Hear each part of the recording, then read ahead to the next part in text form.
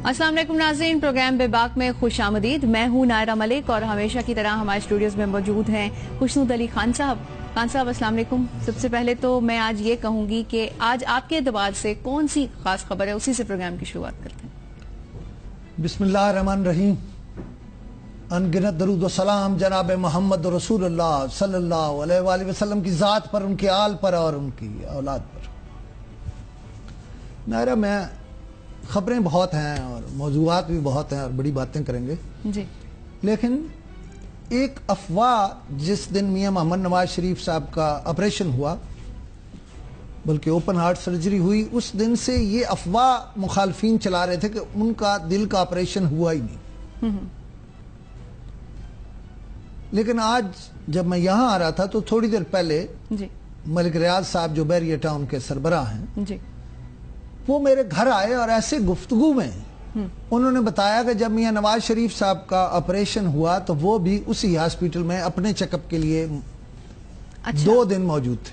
अच्छा, और एक और बात उन्होंने ये बताई कि जिस डॉक्टर ने मियां नवाज शरीफ साहब का ऑपरेशन किया, जो मेन डॉक्टर था, मेन डॉक्टर है, ये उन डॉक्टरों में से एक है जिनके साथ बैरिया टाउन ने अपने लाहौर हॉस्पिटल, दिल के हॉस्पिटल के लिए मुआहदा किया। अच्छा, लिहाजा दोनों का डॉक्टर एक है।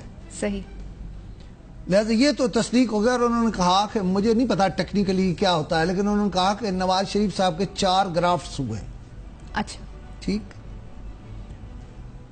अब ये मामला तो तय हो गया और मुझे एक ऐसा गवाह मिल गया जो मुसद्दका बात कह सकता है। लिहाजा जो अफवाहें फैला रहे थे, अब उनकी अफवाहों पर कान धरने की जरूरत नहीं है। सही, दूसरी बात है, अमरीकी मौजूद है इस्लामाबाद में, जी, लेकिन मेरे नजदीक वो 3रे दर्जे के अमरीकी हैं। अच्छा, किस मुज़ाकरात हमारे साथ हो रहे हैं। सही, मैं इस तरफ नहीं जा रहा, अमरीकियों पे आऊंगा कि वो क्यों आए हैं, क्या है। सही, मुझे ये कहना है कि मुझे कोई ये सवाल, बल्कि इस सवाल का जवाब दे दे, क्या सऊदीया के साथ हमारे वो ताल्लुकात हैं जो इससे पहले थे?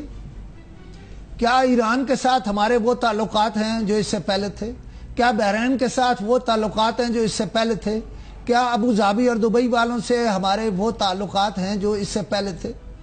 और अगर नहीं हैं और हम मुसलमान दुनिया में भी तन्हा हो गए हैं, तो ये बात खुलकर कौम को क्यों नहीं बताई जाती? कौम को ये बात क्यों नहीं बताई जाती कि अमेरिकी हमें छोड़ रहे हैं या छोड़ गए हैं? कौम को ये क्यों नहीं बताया जाता कि हमारी सराउंडिंग में अब हमारे साथ मोहब्बत करने वाले नहीं, बल्कि हमारा हिसाब करने वाले बहुत हैं? और कौम को क्यों नहीं ये बताया जाता कि हमारे मुकाबले में अमेरिकियों की तरजीह है कि वो उसे उस न्यूक्लियर ग्रुप का, जिसके लिए कोशिश कर रहा है भारत, उसका हिस्सा बना दे? कोई मुझे बताएगा कि जो प्रोटोकॉल मोदी को मिला, नरेंद्र मोदी को अमेरिकियों ने दिया, क्या पाकिस्तान के प्राइम मिनिस्टर को कांग्रेस से खिताब करवाया जा सकता? क्या मियां नवाज शरीफ के लिए प्रॉम्प्टर्स लगाए जा सकते? बस इसमें अगर कोई हौसला अफजा बात है तो वो शायद वो तब्दीली है जो भारत में आने वाली है। देखें, नरेंद्र मोदी भागा फिर रहा है और वो कभी जैकेट पहनता है, कभी पूरी शेरवानी पहनता है, लेकिन वो पाकिस्तानी लिबास पहनता है। मुझे तो हमेशा एक, समझ रहे हैं, मेरी हसरत रही कि कोई पाकिस्तानी सरबराह अमेरिकी सदर से अपने पाकिस्तानी लिबास में मिले। और आपने कहा था खबर, जी, आपको खबर दे रहा हूं। मेरी इतला यह है जी, कि अगले दिनों में, मुझे दिन भी पता है, लेकिन अगले कुछ दिनों में आसिफ अली जरदारी साहब मुल्क में आ रहे हैं, वापस अच्छा, आ रहे हैं। तो ये तो सर बहुत बड़ी खबर है। अब बस आप इसको, मैं भी चाहता हूँ, उसकी एक और वजह भी है। सही, क्या वजह? उन्होंने 2-3 प्लान बनाने होते हैं। मसलन एक प्लान उनका यह है कि वो शायद कहीं यूरोप जा रहे हैं, इसलिए मैंने खबर बता दी कि खबर किस और तरफ ना जाए।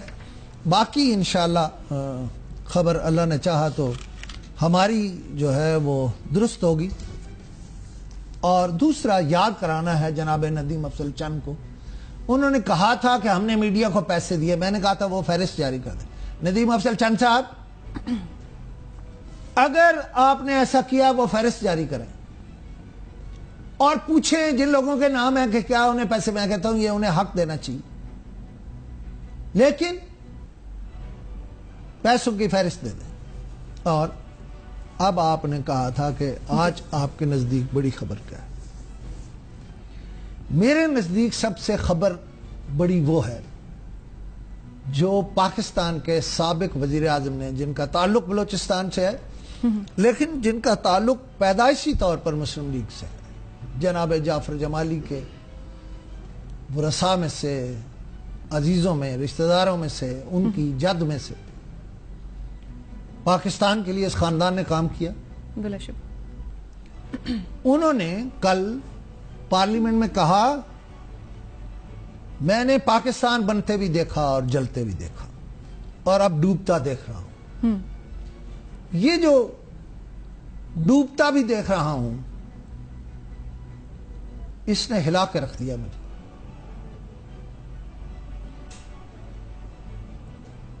مجھے کوئی بہت زیادہ اس پر بات اس لیے نہیں کرنی کہ انہوں نے آگے چل کے اس سے بڑی بات کی. اچھا وہ کیا؟ انہوں نے یہ کہا کہ میں نے کرپشن کبھی نہیں کی. اگر کرپشن پر حلف لیا جائے تو سارا ایوان خالی ہو جائے گا. میں پوچھتا ہوں کوئی ہے جو میر ظفر اللہ خان جمالی کی بات پر عمل کرا دے؟ کیا اس ملک کے صدر مملکت, کیا اس ملک کے چیف جسٹس آف پاکستان, کیا اس ملک کا کوئی ادارہ, کوئی سربراہ اس پر زور دے گا کہ میر ظفر اللہ جمالی کے کہنے کے مطابق حلف لیا جائے اس ایوان سے کہ کسی نے کبھی کرپشن نہیں کی؟ پھر دیکھتے ہیں کیا ہوتا. بہرحال یہ بیان ایک چیلنج ہے خاص طور پر دو اداروں کے لیے, ایک الیکشن کمیشن آف پاکستان کے لیے اور دوسرا سپریم کورٹ آف پاکستان کے لیے. اگر سپریم کورٹ آف پاکستان اپنے طور پر جناب میر ظفر اللہ خان جمالی کے بیان کا نوٹس لے لے تو میں سمجھتا ہوں بہت سارا گند از خود صاف ہو جائے گا, جیسا کہ انہوں نے کہا ہے کہ پورا ایوان خالی ہو جائے گا. اور سپریم کورٹ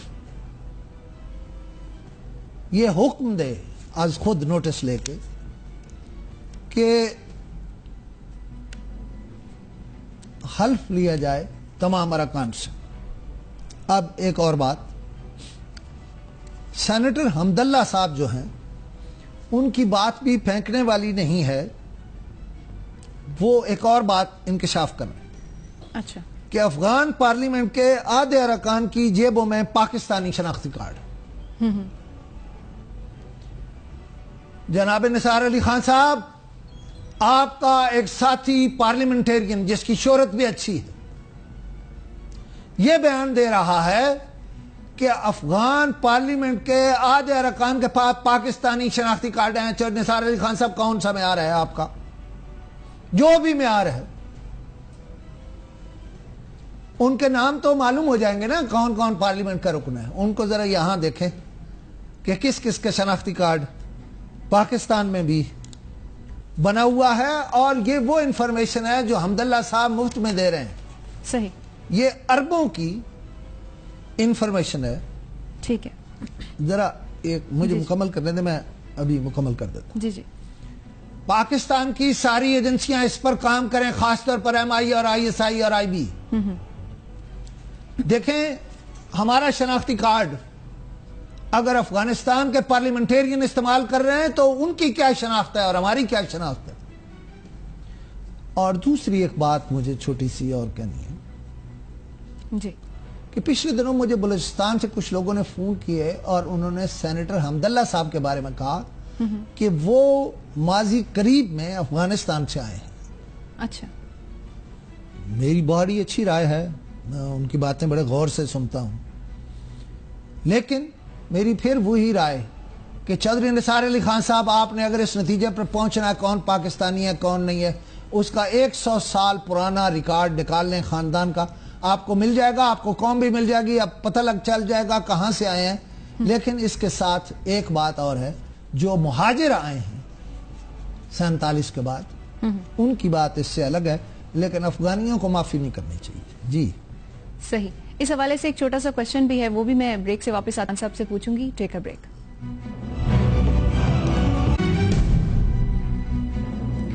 ویلکم بیک ناظرین۔ خان صاحب، بریک سے پہلے ابھی آپ بات کر رہے تھے، تو ایک چھوٹا سا سوال میرا بھی ہے کہ جس طرح چودھری نثار علی خان صاحب نے یہ جو دوبارہ سے ویریفیکیشن کروانا شروع کیے، یہ کس حد تک مؤثر رہے گی آئی ٹی کارڈ؟ دیکھیں، میں کہتا ہوں 2 دفعہ نہیں 4 دفعہ کرنی چاہیے۔ اچھا، پاکستانی شناختی کارڈ کروڑوں کے حساب سے باہر گئے ہیں، لاکھوں کے حساب سے گئے ہیں، ان کو دیکھنا چاہیے۔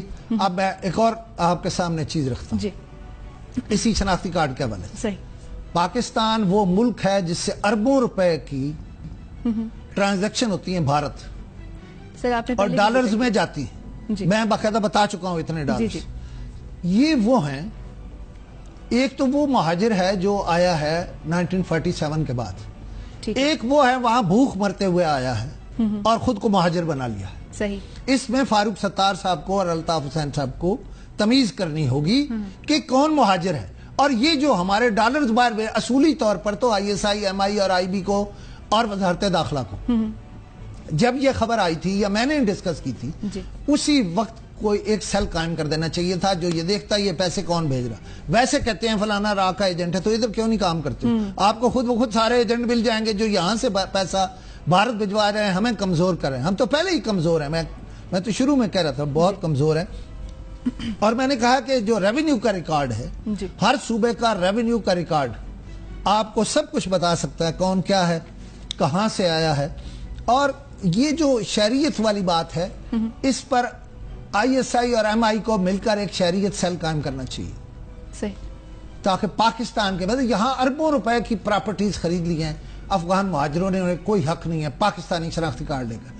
اعلان کر دیں جناب چودھری نثار علی خان صاحب، جو اطلاع دے گا اسے اس کی پراپرٹیز میں سے حصہ ملے گا۔ آپ دیکھیے گا لوگ آپ کو ثابت کر کے دے دیں گے۔ آپ کا نادرہ کا عملہ تو پہلے بھی ملا ہوا تھا، اب بھی ملا ہوا ہے۔ مجھے لوگ فون کر رہے ہیں حیات آباد سے کہ حیات آباد میں اب بھی جس نے شناختی کارڈ بنوانا ہو پیسے دے اور بنوا لے، وہ اپنے رشتہ داروں کے خاندان میں شامل ہو کے کسی نہ کسی طرح یہ والا کام جو ہے وہ کر لیتے ہیں۔ اچھا، میرا کل کا ہمارا پروگرام سنا، جی، سون سکیسر میں ایک احمد آباد جگہ ہے، ویسے اس کا نام بڑا برا تھا پرانا، اچھا، تو اچھا کیا احمد آباد رکھ لیا۔ وہاں سے ایک آمان بھائی ہمارا مراد، اس نے فون کیا اور اس نے کہا جب بہت پچھلی بارشیں ہوئی تھی بہت طوفانی، ہاں جی، تو حکومت آپ نے ایک پیکج کا اعلان کیا تھا کہ جن کو تباہی ہوئی ہے ان کو یہ پیسہ ملے گا، یہ چیزیں ملیں گی۔ ٹھیک ہے، ریونیو والے وہاں کے پٹواری، تحصیلدار، گرداور سارے سروے کر کے چلے گئے، آج تک ایک پیسہ نہیں ملا۔ ان کے ساتھ ظلم نہیں ہونے چاہیے جناب چیف منسٹر، ان کی بات جو ہے وہ سننی چاہیے۔ اور ایک اور بات آپ سے کہوں، جی، آج بڑی باتیں، میں نے کہا بڑے موضوعات ہیں۔ دیکھیے لندن کے جو میئر ہیں پاکستانی نژاد، صادق خان صاحب، انہوں نے پاکستان کے محب وطن رہنما سے یعنی عمران خان سے یہ سوال کیا ہے کہ خان صاحب یہ فرما دیں، آپ نے ایک پاکستانی نژاد برطانوی کی مدد کرنے کے بجائے انتخابات میں اپنے سالے کی مدد کیوں کی؟ اور ایک اور بات اس کے علاوہ دیکھیں، رحمان ملک صاحب گئے ہیں ایدی صاحب کی عیادت کے لیے۔ جی، بہت بیمار ہوں۔ بیمار ہونا تو اپنی جگہ ہے، یہ امیج بلڈنگ کا کام ہے۔ جی، اور میں یہ سمجھتا ہوں امیج بلڈنگ پیپلز پارٹی میں صرف بلاول کی ہونی چاہیے۔ اچھا، اور رحمان ملک صاحب کو خود جانے کے بجائے میرا اب بھی مشورہ ہے کہ رحمان ملک صاحب آپ دوبارہ جائیں اور آپ بلاول کو ساتھ لے کر نہ جائیں، بلاول کے ساتھ جائیں، صحیح، چیئرمین کے ساتھ جائیں۔ اور ایک اور بات کہنی تھی وہ نہیں کہہ رہا ہوں، ایک نام کل میں نے لیا تھا اس میں بولنا تھا، آج نہیں کہہ رہا ہوں۔ خیر، اچھا، فرمائیے آپ۔ صحیح۔ خان صاحب، یہ تو ساری آپ نے بات کر لی ہے، لیکن آپ اس حوالے سے کیا کہتے ہیں کہ وزیر اعظم کی واپسی کا متوقع ہے؟ وزیر اعظم صاحب دیکھیے وہ بھی لوگ اپنے نام سے بائی لائن خبریں چھاپ رہے ہیں جی جس دن پرائم منسٹر کا آپریشن ہوا اس دن بھی اور اس سے پہلے بھی میں نے کہا تھا کہ پرائم منسٹر آپریشن کرا کے جب واپس آئیں گے تو وہ پاکستان نہیں آئیں گے وہ مدینہ منورہ جائیں گے. یہ ان کا معمول ہے, پہلے بھی وہ خاندان کے ساتھ جاتے ہیں, اب تو وہ ضرور جائیں گے اتنے بڑے آپریشن کے بعد, اور وہ کچھ عرصہ مدینہ رہیں گے اور پھر واپس پاکستان آئیں گے. یہ ہو سکتا ہے وہ عید یہاں کے کریں یا عید وہاں گزاریں, لیکن اس سے کوئی فرق نہیں پڑتا, عید سے پہلے یا عید کے بعد وہ آئیں گے. صحیح. اب آپ سے ایک اور بات کہوں جی کہ بعض باتیں کہنے کی ہوتی ہیں, مثلا ایک لفظ ہے کفایت شعاری. ٹھیک ہے. اچھا کفایت شعاری میں مجھے یہ تسلیم ہے کہ چیف منسٹر پنجاب میاں محمد شہباز شریف بہت آگے ہیں, اور بعض بڑے پروجیکٹس میں جیسے لاہور کا سیف سٹی پروگرام ہے جی, اس میں جو شاید یہاں کے مقابلے میں 3 یا 4 گنا بڑا ہے اسلام آباد, انہوں نے اتنے پیسوں میں کر لیا جتنے میں اسلام آباد کا ہوا, یعنی اس سے 4 گنا پیسے زیادہ خرچ ہونے تھے, انہوں نے اتنے میں کر لیا جتنے میں اسلام آباد کا ہوا. تو وہ بچت پر یقین رکھتے ہیں یا کفایت شعاری پر. لیکن آج اگر آپ دیکھیں میڈیا کو جی, تو اس میں یہ ہے کہ وزارت داخلہ نے اپنے منظور شدہ بجٹ سے 38 ارب 95 کروڑ سے زائد اخراجات کر کے پاکستان میں پہلی پوزیشن لے لی ہے پیسے بجٹ سے زائد خرچ. جو نثار علی خان صاحب, مجھے نہیں پتا مجھے آپ کو کیوں آواز دی ہے, کیا کہنا ہے, اور اضافی خرچ میں اپنے سے پیچھے کسی وزارت کو نہیں چھوڑا. دوسری وزارت دفاع, اس کے اخراجات بڑھ سکتے ہیں, پتہ نہیں کیا کیا ہوگا, میں اس پہ گفتگو نہیں کرتا. جبکہ تیسری پوزیشن سیفران کی ہے جنہوں نے 5 ارب 31 کروڑ بجٹ سے زیادہ خرچ کر ڈالے, اور ہماری جو وزارت ہے وزارت اطلاعات وہ چوتھے نمبر پر آئی ہے زائد پیسے خرچنے میں, اور صرف 1 ارب 57 کروڑ اضافی خرچ کیے ہیں, اور 5واں نمبر الیکشن کمیشن کا ہے جس نے 3 ارب 74 کروڑ اضافی خرچ کر ڈالے. اچھا 1000 بہانے ہوں گے کہ غلطی ہو گئی, بڑی غلطی ہو گئی, چھوٹی غلطی ہو گئی, بہرحال وہ غلطی ہو گئی ہے. اب اس کی گنجائش تھی یا نہیں تھی یہ تو ادارے دیکھیں گے صحیح کہ کیا ہے. جی اچھا خان صاحب, اب پھر جو شروع میں آپ بات کر رہے تھے کہ میں بعد میں بات کروں گا, کیا کہتے ہیں آپ, امریکی وفد یہاں پر موجود ہے, پاکستان کا دورہ کر رہا ہے, تو کیا اس کے تانے بانے مودی کا جو دورہ ہے امریکہ کا, مودی کا دورہ ہو, بھارت کے ساتھ تعلقات ہوں, پاکستان کے ساتھ تعلقات ہوں, سارے آئے تو اس لیے ہیں, لیکن آئے دکھاوے کے لیے. مثلا وہ ہمیں وہ جو نیوکلیر سپلائر گروپ ہے جی, اس میں انہوں نے انڈیا کو شامل کرنا ہے. ٹھیک ہے, اس کی شمولیت کے لیے ہمارے بہت تحفظات ہیں. چین نے بھی ببانگ دول کہا کہ انہیں تحفظات ہیں, اور ہمارے شدید اعتراضات بھی ہیں, تحفظات بھی ہیں, اعتراضات بھی ہیں. دور کیا جائے گا ان تحفظات کو. یہ جو جوہری توازن ہے نا, اگر انہوں نے اکیلا انہیں شامل کیا تو جوہری توازن جو ہے وہ بگڑ جائے گا. صحیح. مثلا ہمیں اور اعتراض یہ ہے کہ پاکستان کو F-16 طیاروں کے متعلق فنڈز روکنے پر جو کر رہے ہیں امریکی, ہمیں تو بہت سارے اعتراضات ہیں. اور سب سے اہم بات یہ ہے کہ پاکستان بلوچستان میں امریکی ڈرون حملے پر شدید اعتراضات اٹھائے گا, یا اٹھائے ہیں انہوں نے امریکیوں کے ساتھ, بہت تلخی سے بات کی. اور آپ دیکھیے کہ ہماری وزارت خارجہ, پنجابی میں ایک لفظ ہے نکھد, نکھد کا مطلب ہے کوئی کام جسے نہیں آتا. یہ نکھد تھے, لہذا چیف آف آرمی سٹاف کو پیش قدمی کرنی پڑی, اور جب ڈرون حملہ ہوا تو انہوں نے امریکی سفیر کو بلا کر وہ کہا جو ایک زندہ قوم کو کہنا چاہیے تھا. صحیح. اور یہ بھی کہا کہ ایسے حملے برداشت نہیں کرے, کہ لوگ پوچھتے ہیں دوسرا حملہ ہوا تو پھر آپ کیا کریں گے. یہ لوگوں کا سوال ہے, میرا کوئی سوال نہیں ہے. صحیح.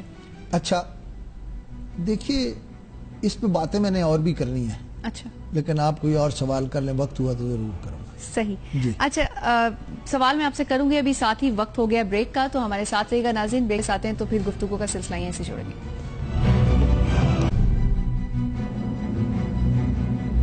ویلکم بیک ناظرین. خان صاحب, ملک کے مختلف حصوں میں, مختلف شہروں میں بہت سے ایشوز پر دھرنے ہو رہے ہیں. ایک اور دھرنا ہونے جا رہا ہے, ہو پائے گا قادری صاحب کا؟ ہاں جی, ہو پائے گا وہ؟ دیکھیے پہلی بات تو یہ ہے کہ پنجاب حکومت تو اجازت نہیں دے رہی ہے. ٹھیک ہے. لیکن میں بالکل اور بات کرتا ہوں کہ پنجاب حکومت خواہ مخواہ موقع فراہم کرے گی طاہر القادری صاحب کو ایلیویشن کا. اچھا ٹھیک ہے, بیٹھیں گے, ایک دن چلے جائیں گے. آپ نے نرسوں کو بھی بیٹھنے دیا, کسانوں کو بیٹھنے دیا, ٹیچرز کو بیٹھنے دیا. لیکن میرا مشورہ ہے مال روڈ کے تاجروں کو کہ وہ ہائی کورٹ چلے جائیں, اس لیے کہ ججز کا راستہ بند ہو. آپ ججز خود تو نہیں کہہ سکتے بھائی کورٹ آؤ. طلبہ کا راستہ بند ہے, شہریوں کے راستے بند ہیں. یہ مذاق نہیں ہے. گول باغ کو بنا دیں جلسوں اور دھرنوں کی جگہ. بہرحال طاہر القادری صاحب جو ہے, میری نظر میں ذرا پنجاب حکومت کو دیکھ بھال کے ان کے ساتھ ان کو ٹیکل کرنا چاہیے, اس لیے کہ وہ تو ایک دن کا دھرنا ہے, سمبالک دھرنا ہے. صحیح کر لینے دیں, زور لگا لیں, اور کوئی اتنا کامیاب نہیں ہوگا, میں آپ کو بتا دوں یہ دھرنا. ہاں. اب میرے پاس یہ خبر یہ بھی ہے کہ ٹی او آرز پر حکومت اور اپوزیشن دونوں باتوں کے لیے, ناکامی کے لیے بھی تیار ہیں اور کامیابی کے لیے بھی تیار ہیں. آپ کے کمیٹی ڈلی ہوئی. ہاں, کمیٹی ڈل گئی ہے. بعض لوگ یہ کہتے ہیں کہ عید کے بعد, اچھا بڑی عید ہے یعنی قربانی کی عید ہے, یہ وہ ہیں جن کے پاس خبر نہیں ہوتی, وہ پھر فکرے کہتے ہیں. تو فکرے کہنے والے ضرور کہیں, خاص طور پر پی ٹی آئی جو ہے وہ یہ نعرہ لگا رہی ہے کہ عید کے بعد بڑی عید ہے اور قربانی ہے اور فلاں ہے. مجھے صرف ایک بات بتا دیں, نواز شریف کا کوئی متبادل ہے؟ عمران خان تو نہیں ہے. یہ تو میں کھل کے کہہ رہا ہوں, عمران خان متبادل نہیں ہے. مجھے یہ بتا دیں نواز شریف کا متبادل کون ہے؟ مجھے یہ بھی بتایا جا رہا ہے کہ بعض لوگ نگران حکومت میں شمولیت کے لیے شیروانیاں بعض نے سلوا لی ہیں, لیکن میں نہیں مانتا ہوں. اس صورتحال میں جمہوریت کے علاوہ کچھ نہیں ہو سکتا. مجھے یہ بھی پتا ہے بعض لوگ صدارتی نظام کی بات کر رہے ہیں, شاید میں ذاتی طور پر اس کے حق میں بھی ہوں, لیکن میں کہہ رہا ہوں کہ اگر جمہوریت رہنی ہے تو وہ ہونا ہے جو نواز شریف نے چاہنا. آپ نواز شریف کو نکالیں گے, نواز شریف اسمبلی توڑ دے گا, پھر پرائم منسٹر ہوگا, اور پھر جو الیکشن کرائے گا اس کے نتیجے میں زیادہ زور سے آئے گا. لیکن مسائل ہیں بہرحال. اب مجھے نہیں پتا یہ جو فکرے ہیں ان کے کیا, میرا تو صرف ایک سوال ہے کوئی جو مجھے بتا دے کہ نواز شریف کا متبادل کون ہے؟ دیکھیں, امریکی اپنا ایجنڈا لے کر آئے ہیں. مجھے کوئی یہ بتا دے کو عمران خان اس پر بولو, یہ ہے وہ بات. پوچھو مسٹر اوباما سے کہ آپ کے ڈرون افغانستان کیوں نہیں جاتے جہاں ملا فضل اللہ بیٹھا ہے. آج آرمی چیف نے مطالبہ کیا امریکہ سے, آئی پی آر کی پریس ریلیز کے مطابق آرمی چیف, پاکستان کے آرمی چیف نے کہا ہے کہ آپ ملا فضل اللہ کو نشانہ کیوں نہیں بناتے ہیں. پھر دیکھیے, امریکی کہتے ہیں ہم صفائی کریں افغانستان. پائیے آپ ناکام ہو گئے, امریکہ بڑی قوت, آپ ناکام ہو گئے, ہم کیوں کریں؟ آپ نے اربوں خربوں لگائے, ہمیں کیا دیا؟ ہم تو خون دیتے رہے آپ کے لیے, مزید خون کیوں دیں ہم آپ کو؟ آپ تو خطاب کرواتے ہیں وہاں مودی سے, اور ہمیں کہتے ہیں حقانی دے دو. او بھائی, یہ جو آپ نے نئے امیر بنائے ہیں ان کے ساتھ ان کا اسسٹنٹ کون ہے؟ حقانی صاحب ہیں, اور یہ آپ کی اجازت کے بغیر نہیں بنا ہے, آپ اندر سے ملے ہوئے ہیں. ہمیں کچھ اور باتیں کہتے رہتے ہیں, آپ کے رابطے نہیں ہیں ان کے ساتھ. اب آپ ہمیں کر رہے ہیں آئسولیٹ, ہمیں سب اندازہ ہے. لیکن میں آپ سے کہوں کہ ہمارا سب سے بڑا مسئلہ ہے ہمارا وزیر خارجہ کوئی نہیں. وہ جی جو فرمائیے آپ. ہاں جی. اچھا خان صاحب, میں بھی یہی کوشچن کرنے والی تھی کہ وزیر خارجہ کی اشد ضرورت ہے, کیا آپشن ہے کوئی ہمارے پاس, حکومت کے پاس؟ دیکھیے, میں آپ سے کہوں, ہمارا امریکہ میں کوئی لابیسٹ نہیں ہے, ہمارا کوئی مکمل وزیر خارجہ نہیں ہے. اصل مسئلہ ہے امریکہ کا چین. چین ایک حد تک تو ہمارے ساتھ جائے گا, اس سے آگے نہیں جائے گا. یہ بہت سارے لوگ پتہ نہیں اس کو کیسے لیتے ہیں. اچھا. کہ اور امریکی چاہتے ہیں, بلکہ امریکی ہمیں یہ بتانا چاہتے ہیں کہ وہ ہمارے سر پر بھارت کو سوار کر دیں گے, لہذا ہمیں الرٹ ہونا ہے اور فیصلے کرنے. میں جب 2013 کے الیکشن ہوئے تب بھی میں نے کہا کہ مریم نواز کو وزیر اعظم, وزیر مملکت برائے امور خارجہ بنا دیں. اور میں نے کھل کے کہا تھا کہ اگر آپ امریکہ اور فوج سے لڑائی نہیں چاہتے تو آپ اپنی بیٹی کو وزارت خارجہ میں. میں نے تو کہا تھا وزیر مملکت برائے امور خارجہ. اب شاید انہیں مشیر بنایا جا سکتا ہے, اور اب دیر نہیں کی جا سکتی، اس لیے کہ اب ہیلری آ رہی ہیں. اور کل والی اگر آپ نے بات سنی ہو جو شوکت عزیز صاحب نے کہی تھی کہ کلنٹن بچانے آئے تھے نواز شریف صاحب، تو رابطے بھی ہیں، تعلق بھی ہے، ساری باتیں ہیں. شاید صورتحال جو ہے وہ بالکل ہی بدل جائے. اب دیکھیے خود کہہ رہی ہیں ہیلری کہ آج دہشت گردی کے نام پر جو ہو رہا ہے اس کی وجہ امریکہ ہے. صحیح. لہذا میرا مشورہ ہے کہ خود نواز شریف صاحب کی بیٹی وزارت خارجہ میں بیٹھے، ملک کی فارن پالیسی میں فوج اور جنرل راحیل شریف کی 100% انپٹ ہو، اور اس سے وہ کشیدگی جو ہمیشہ پاکستانی فوج اور امریکہ میں ایشوز پر رہتی ہے وہ بھی نہیں رہے گی. اور وزارت خارجہ میں اگر ان کی بیٹی بیٹھیں گی جی تو فوج اور امریکہ دونوں سے کمیونیکیشن بہت بہتر ہو جائے گا اس حکومت کا. اچھا. اور کیونکہ بیٹی گھر میں گھومتے پھرتے بھی باپ کو کچھ کہہ سکتی ہے، یا کوئی میسیج دے سکتی ہے، یا تجزیہ کر سکتی ہے، یا کہہ سکتی ہے یہ حالات ہو رہے ہیں. اچھا، بعض لوگ میرے بڑے خلاف ہیں، جیسے میں نے 3 کا ذکر کیا، جی انہیں بڑا برا لگتا ہے. اب دیکھیے اگر میری یہ تجویز کل مان لی جاتی ہے، میں اکیلا ہوں اس معاملے میں. ایک ہمارا دوست ہمارے میجر عامر تھے جو شروع میں یہی بات کہتے تھے. تو اگر یہ ہو جائے تو کئی لوگوں کو بڑی تکلیف ہوگی کہ اچھا جی یہ بھی تجویز انہوں نے دے دی. تو بھائی تھوڑا سا کام کرو، محنت کرو، سوچو سمجھو. دیکھیے وزارت خارجہ میں وزیر خارجہ نہ ہونے کی وجہ سے اور کوئی ذمہ دار نہ ہونے کی وجہ سے یہ دونوں حضرات، میرے سرتاج عزیز صاحب سے بہت ذاتی تعلق ہے، میں بے پناہ ریسپیکٹ کرتا ہوں، لیکن اگر مریم ہو تو رہے وہ. طارق فاطمی صاحب کو تو نہیں رہنا چاہیے، وہ امریکہ ہی ہے سارا کچھ ان کا. تو ہوا یہ ہے کہ فرانس میں کئی برسوں سے ایک شخص مقیم تھا، محمد منشا. جی آج کل ڈیپورٹ کر رہے ہیں بہت سارے ملک، فرانس بھی ان میں سے ایک پہلے بھی کر چکا ہے. اس کی پاکستانی شہریت کی تصدیق نہیں ہے. یہ جو FIA والے چڑھاتے رہے نا افغانیوں کو دے دے کے پاسپورٹ، کوئی اس طرح کا معاملہ.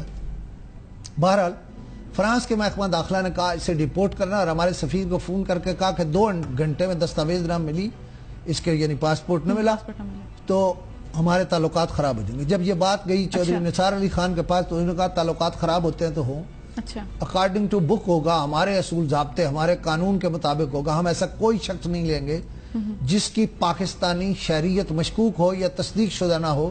اور اگر آپ نے کسی جہاز پر سوار کر کے بھیج دیا، نہ صرف بندہ واپس بھیج دیں گے، آپ کی ایئر لائن کو بھی جرمانہ کریں گے.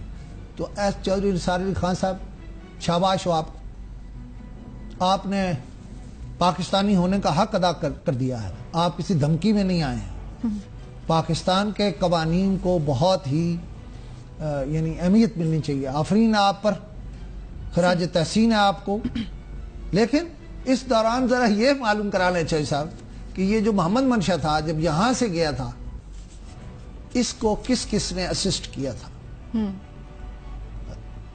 FIA میں، امیگریشن، کون سا ایجنٹ تھا، اور PIA میں کون تھا جس نے بورڈنگ کارڈ اس کا جاری کیا اور پیسے لیے.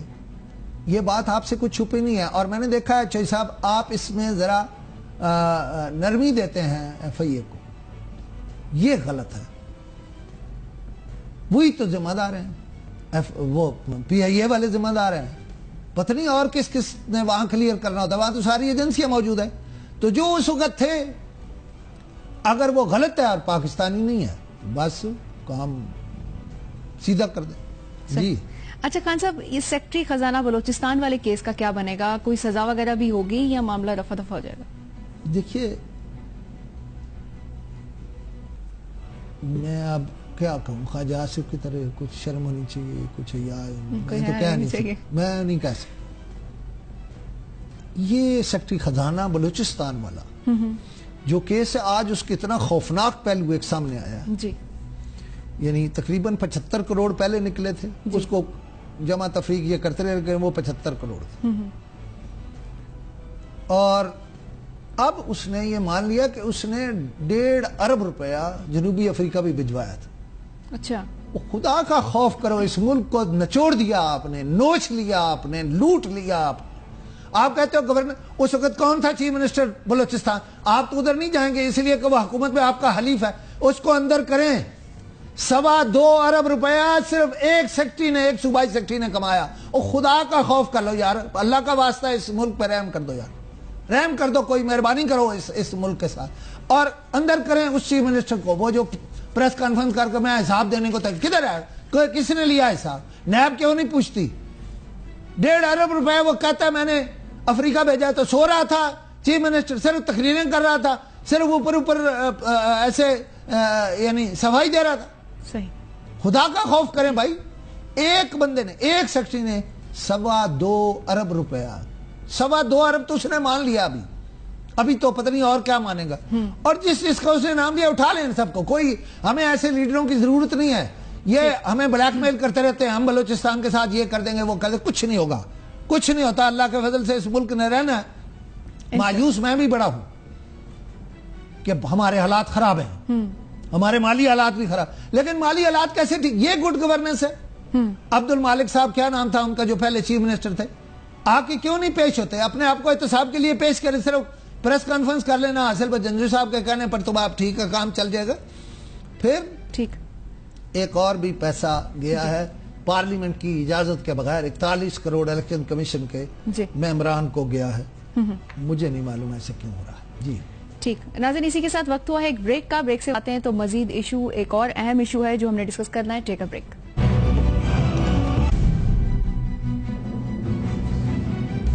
ویلکم بیک ناظرین۔ خان صاحب، حلقوں میں ترقیاتی کام کب تک شروع ہوں گے؟ حکومت کا چوتھا بجٹ بھی سامنے آ گیا۔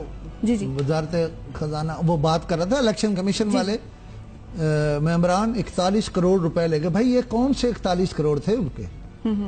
یہ تھا، یہ کیا تھا؟ کوئی بتائے گا؟ اچھا، الیکشن کمیشن کی بات ہو رہی ہے۔ ایک صاحب تھے افضل خان کہتے تھے، وہ ہمارے کولیگ تھے، اے پی پی میں رپورٹر ہوتے تھے، افضل قذافی نام ہے ان کا۔ اچھا، تو افضل قذافی صاحب نے جب الیکشن ہوئے تو کسی نے انہیں کہہ دیا، پہلی بات تو یہ ہے کہ وہ سرکاری ملازم تھے اور الیکشن کمیشن کے معاملات کو اور ملک کے مفادات کو دیکھنا، انہوں نے یہ مشہور کر دیا دھاندلا ہوا ہے۔ اچھا، اور پی ٹی آئی نے انہیں سر پہ بٹھایا ہوا تھا، ایک جماعت کے لیے کام کر رہے تھے، لہذا بعض اوقات ان کی باتوں سے لگتا تھا کہ یہ الیکشن تو صحیح تسلیم ہی نہیں کیا جا سکتا۔ میں سمجھتا ہوں اداروں نے بڑا اچھا ثبوت دیا تعامل مزاجی کا۔ اب افضل خان صاحب پر الیکشن کمیشن کے ایک ممبر ہیں، میرے خیال کیانی صاحب ہیں، جسٹس ریاض کیانی صاحب، انہوں نے ایک مقدمہ درج کرایا تو انہوں نے معافی مانگ لیا اپنی ساری باتوں کی، غیر مشروط معافی۔ مبارک ہو بھائی، مبارک ہو حضرت صاحب، بڑا آپ نے لاج رکھی ہے ہماری۔ اب ایک بات اور کہنی، اور میں یہ بات بار بار کہوں گا، حکومت سن لے، وفاقی بھی ہے اور صوبائی حکومتیں بھی سن۔ دیکھیں کچھ لوگ ہیں جو میڈیا میں گھس آئے ہیں، گھس بیٹھیے، کوئی کالمسٹ بن گیا ہے، کسی نے اخبار میں نوکری کر لی ہے، ان سے کہیں، سرکار کو کہہ رہا ہوں، آپ ایک لیٹر جاری کریں، آپ کی اجازت کے بغیر جو لکھ رہے ہیں، پہلی بات تو یہ ہے کہ آپ اسے اگر لکھنا ہے کسی نے اور سیاست پر لکھنا اور بولنا ہے اور پروگرام کرنے ہیں تو وہ سرکار کی نوکری چھوڑے اور آ جائے ہمارے ساتھ، آ کے بیٹھے، ہمارے کمپٹیشن میں بیٹھے، بسم اللہ، ٹیلی ویژن پہ بیٹھے، پرنٹ میڈیا میں بیٹھے۔ لیکن جو سرکاری ملازم ہیں اور روز تقریبات میں حکومت کی بھاگ اڑا رہے ہوتے ہیں سرکاری خرچے پر، سرکاری مکان میں رہ کر، سرکاری گاڑی پہ چڑھ کے چیف گیسٹ بن کے جاتے ہیں، ان ساروں کو حکومت کو میرا مشورہ ہے کہ ایک لیٹر جاری کریں کہ آئندہ کوئی سرکاری ملازم ایسا کوئی کام نہیں کرے گا جس سے حکومت کو نقصان، جو بھی حکومت وقت ہو، نواز شریف کی حکومت ہو، اگلی آنے والی، پچھلی، جس نے ایسا کیا ہے اس کو شوکاز دے دیں اور نوکری سے فارغ کر دیں۔ اگر کہے کہ معافی مانگتا ہوں افضل قذافی کی طرح غیر مشروط تو چھوڑ دیں، ورنہ دیکھیں صحافی کا جو کام ہے نا، ہم بیٹھے ادھر سرکار کی نوکری تو نہیں کرتے ہیں۔ میں ایک سرکاری ایک ایجنسی، نیوز ایجنسی، اس کا ایک تنظیم کا عہدیدار ہونے یا سربراہ ہونے کی وجہ سے ممبر تھا۔ اللہ کی قسم وہ دعائیں مانگتے ہیں یا اللہ یہ نہ آئے۔ اچھا، مثلا ایک صاحب جو ہیں انہوں نے اتنی بڑی پوسٹ مانگ لی کہ جس نے اجازت دینی تھی وہ بھی اس پوسٹ پر نہیں تھا. ایسا ایسا گھپلا چل رہا ہے. سرکاری رہ رہے ہوتے ہیں کسی ہاسٹل میں, کسی کمرے میں, اور تنخواہ مطلب کہتے ہیں ہمارے ذرا یہ 1.5 لاکھ 2 لاکھ کر دو ہاؤس رینٹ کے چکر میں. تو ان سے جان چھڑائیں, اور میں لگا رہوں گا اس پر. اب ایک نقطہ اور ہے جی, اور نقطہ یہ ہے کہ جو اراکین اسمبلی ہیں حکومت یا سرکار کے یا اپوزیشن کے, جو حکومت کو مدد کر رہے تھے, یہ ایک چیز ڈیولپ بہت امپارٹنٹ ہے اور بہت یعنی خطرناک بھی ہے. انہیں ترقیاتی فنڈز نہیں ملے ہیں ان کے حلقوں کے لیے جو وہ چاہتے تھے, یا جتنا چاہتے تھے اس کا کچھ عشر عشیر بھی نہیں ملا. وہ گھروں میں بیٹھ گئے ناراض ہو کر. سمجھنے والے سمجھتے ہیں میں نے کیا خبر دی ہے, لیکن اس سے زیادہ ابھی مجھے کچھ کہنا نہیں ہے. مجھے افضل قذافی کے بارے میں یہ کہنا ہے, اس نے غیر مشروط معافی مانگی ہے یا نہیں مانگی. میں یہ کہنا چاہتا ہوں کہ اس کے گرد ہو جائے حکومت, اور اس کی کوئی معافی نہیں ہے. جو شخص ملک کا پورا نظام متزلزل کر دے, پورا نظام ہلا کے رکھ دے, اس کے لیے کوئی معافی نہیں ہے. معافی تو اسی دی جاتی ہے جس سے انجانے میں کوئی غلطی جو ہے وہ ہو جائے. اور کل میں نے نائرہ یہاں کہا تھا کہ جس ملک میں مائیں بچوں کو تیزاب پلانے لگے اور پھر خود یعنی تیزاب پی کے مر گئے, وہ ساری پارلیمنٹ کو, مجھے نہیں پتا یہ کیا کان اسمبلی ہیں, کیسے ممبران پارلیمنٹ, اللہ کی قسم میں ہوتا ہے اجلاس نہ ہونے دے, میں کہتا ٹھہرو بھائی, ہے سپیکر صاحب, چیئرمین صاحب, یہ کیا ہو رہا ہے اس ملک میں, ظلم ہو رہا ہے, کسی خیال ہی نہیں ہے. ان کے اور چکر ہیں, ادھر ٹی اے ہے, ادھر ڈی اے ہے, ادھر فلاں ہے, پہنچا دیا پولیٹیکل پارٹیز نے, چمچہ گیر تھے سارے. کاسل ایسی جس کو کہتے ہیں, یہ نمائندگی ہے قوم کی. کتنے بڑے واقعات ہوئے ہیں, کسی نے اٹھ کے نہیں کہا. چیئرمین سینٹ کو اللہ کریم میں کہتا ہوں ہمت اور طاقت دے, انہوں نے کم سے کم کہا. اب ہوا کیا ہے, 2 واقعات ہوئے جی. ایک تو لاہور میں ایک باپ نے فائرنگ کر کے بیٹی اور داماد کو مارا اور پھر سمدھی کو بھی مار دیا. جی. یہ کیا ہو رہا ہے؟ یہ پارلیمنٹ قانون سازی نہیں کر سکتی, ماں بیٹی کو مار رہی ہے. اور یہ حالات ہیں پاکستان میں. مجھے پورا یقین ہے کہ ایسے لوگ ہیں جو اتنا زکوٰۃ و صدقات کرتے ہیں کہ ماؤں کو بچوں کے کھانے کا تو خیال ہونا ہی نہیں چاہیے, لیکن کوئی نظام نہیں ہے. جبری زکوٰۃ کاٹتے ہیں بینکوں میں, لوگ ان پر یقین نہیں کرتے, پہلے نکلوا لیتے پیسے ہیں, نکال لیتے ہیں پہلے. اگر یہ صحیح خرچ کریں, مثلا بے نظیر انکم سپورٹ پروگرام ہے, اچھا کام بھی ہوا اس کا, جی, اور بہت ہی برا بھی ہوا. جی. مطلب یہ جو واقعہ ہوا تھا ماں والا, ہاں جی, وہاں ہمارا برخوردار ہے, بھائی ہے, بیٹا ہے چھوٹا, اچھا, اس کو جانا چاہیے تھا چیئرمین بیت المال کو. اور بی آئی ایس پی والی وہ جو خاتون ہے بہت شور کرتی رہتی ہے, اسے جانا چاہیے تھا, اور اسے پہلے جانا چاہیے تھا, اب نہیں جانا چاہیے تھا. اور ایسے گھروں میں جانا چاہیے. میں تو کہتا ہوں جس دن کوئی بندہ بھوکا مر رہا ہو یا اس وجہ سے بچوں کو مار رہا ہو کہ اس کے پاس کھانے پینے کو کچھ نہیں ہے, تو اس دن کچھ اور جو ہے کام وہ نیچے آ رہے تھے. اعتزاز احسن صاحب جو ہیں وہ سارے کام چھوڑ کے, ٹی او آر مجھے پتا کیا ہونا ہے اس کا, تو وہ اس طرف آئیں. اور جن خواتین کے ساتھ یا جن خواتین کی حالت یہ ہے یا جن کے ساتھ ظلم ہو رہا ہے یا جنہیں مارا جا رہا ہے, تو اس مسلم ریاست میں جناب اعتزاز احسن صاحب, آپ کے والد محترم نے پاکستان کے قیام کے لیے کام کیا ہے. آپ اس پاکستان میں یہ نہ ہونے دیں جو آپ کر رہے ہیں. میں آپ سے کہوں کہ ایسی بدحالی ہے ایسی کہ آج مجھے ایک بندے نے فون کیا صادق آباد رحیم یار خان سے, جی, اور کہا کہ خوشنود صاحب میرے بچے نے انجینئرنگ یونیورسٹی سے کیمیکل انجینئرنگ کر لی ہے, اچھا, اب وہ کیا ہوتی ہے اپرینٹسشپ یا انٹرنشپ وہ کرنا چاہتا ہے, اور کھاد کی کسی فیکٹری میں رحیم یار خان میں کرنا چاہتا ہے. لیکن جب ہم اس بچے کو لے کر پہنچے ہیں تو انہوں نے کہا کہ اگر بچہ ہمارا عزیز ہوتا ہے تو ہم انٹرنشپ کراتے ہیں. اچھا, کیا یونیورسٹی لولی لنگڑی ہے؟ کیا وائس چانسلر جو ہے وہ اپنی یونیورسٹی میں یہ نظم نہیں بنا سکتے اور کھاد کی انڈسٹریز سے کہ لوگوں سے خود بات نہیں کر سکتے اور بچوں کے انٹرنشپ نہیں کرا سکتے آپ نے ایک بچے کو جو انجینئر بن رہا ہے اسے اپنے یعنی زمانہ طالب علم کے آخری حصے میں ضرور ذلت دینی ہے کہ وہ غریب کا بچہ ہونے کی وجہ سے اس فیکٹری میں انٹرنشپ نہیں کر سکتا. میں کب تک چیخوں گا یا اور کئی لوگ کب تک چیخیں گے؟ ایسا نہیں کریں. اور سی ایس ایس کی عمر جو ہے وہ بہت سارے بچوں کے مجھے فون آ رہے ہیں کہ 21 سال سے 30 سال کر دیں. حکومت نے کوئی وعدہ کیا تھا, مجھے نہیں پتا کوئی وعدہ کیا تھا یا نہیں کیا تھا, لیکن ذرا اس سے بھی دیکھ.